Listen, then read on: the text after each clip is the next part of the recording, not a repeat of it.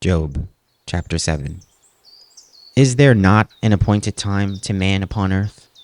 Are not his days also like the days of a hireling? As a servant earnestly desireth the shadow, and as a hireling looketh for the reward of his work, so am I made to possess months of vanity, and wearisome nights are appointed to me. When I lie down, I say, when shall I arise, and the night be gone? And I am full of tossings to and fro until the dawning of day. My flesh is clothed with worms and clods of dust, but my skin is broken and become loathsome. My days are swifter than a weaver's shuttle, and are spent without hope. Mine eye shall no more see good. The eye of him that hath seen me shall see no more. Thine eyes are upon me, and I am not. As the cloud is consumed and vanisheth away, so he goeth down to the grave shall come up no more.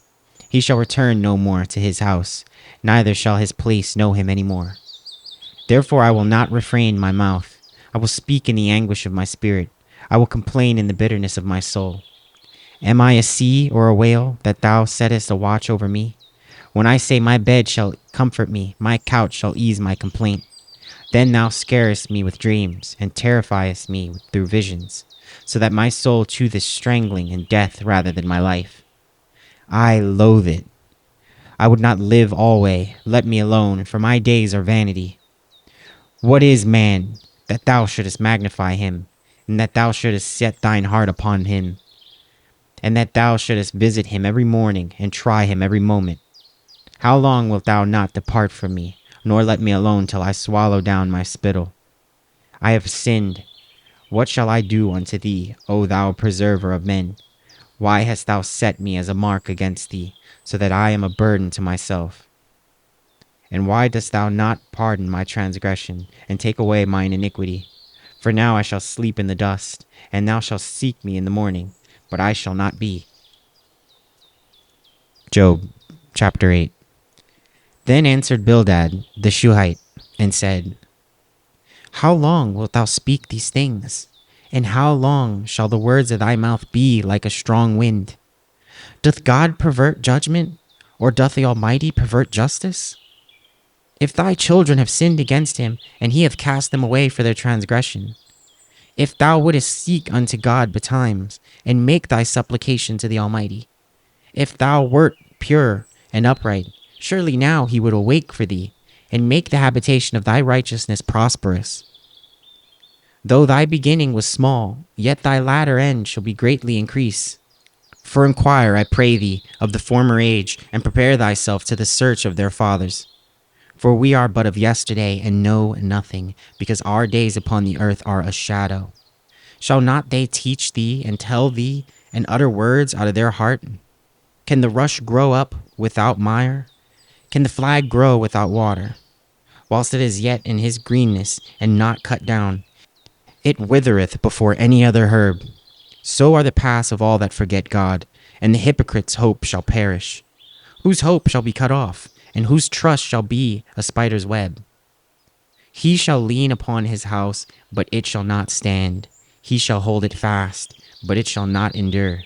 He is green before the sun, and his branch shooteth forth in his garden. His roots are wrapped about the heap, and seeth the place of stones. If he destroy him from his place, then it shall deny him, saying, I have not seen thee. Behold, this is the joy of his way, and out of the earth shall others grow. Behold, God will not cast away a perfect man, neither will he help the evildoers, till he fill thy mouth with laughing, and thy lips with rejoicing.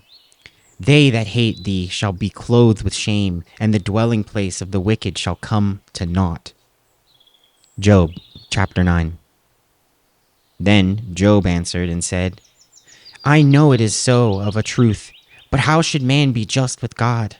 If he will contend with him, he cannot answer him one of 1,000. He is wise in heart, and mighty in strength, who hath hardened himself against him, and hath prospered, which removeth the mountains, and they know not, which overturneth them in his anger, which shaketh the earth out of her place, and the pillars thereof tremble, which commandeth the sun, and it raiseth not, and sealeth up the stars, which alone spreadeth out the heavens, and treadeth upon the waves of the sea. which maketh Arcturus, Orion, and Pleiades, and the chambers of the south, which doeth great things past finding out, yea, and wonders without number.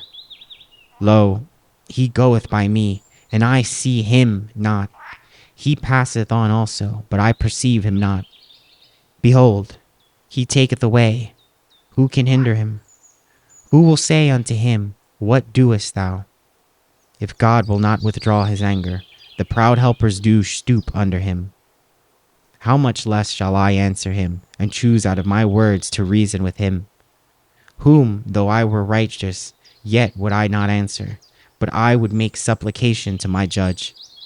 If I had called, and he had answered me, yet would I not believe that he had hearkened unto my voice. For he breaketh me with a tempest, and multiplieth my wounds without cause. He will not suffer me to take my breath, but filleth me with bitterness.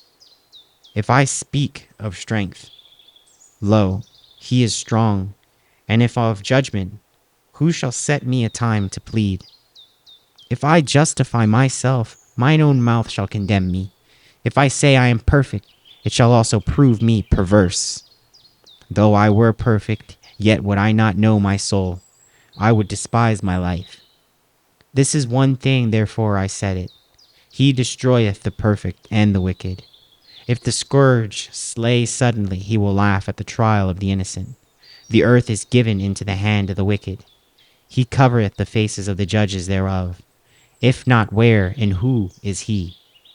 Now my days are swifter than a post. They flee away, they see no good.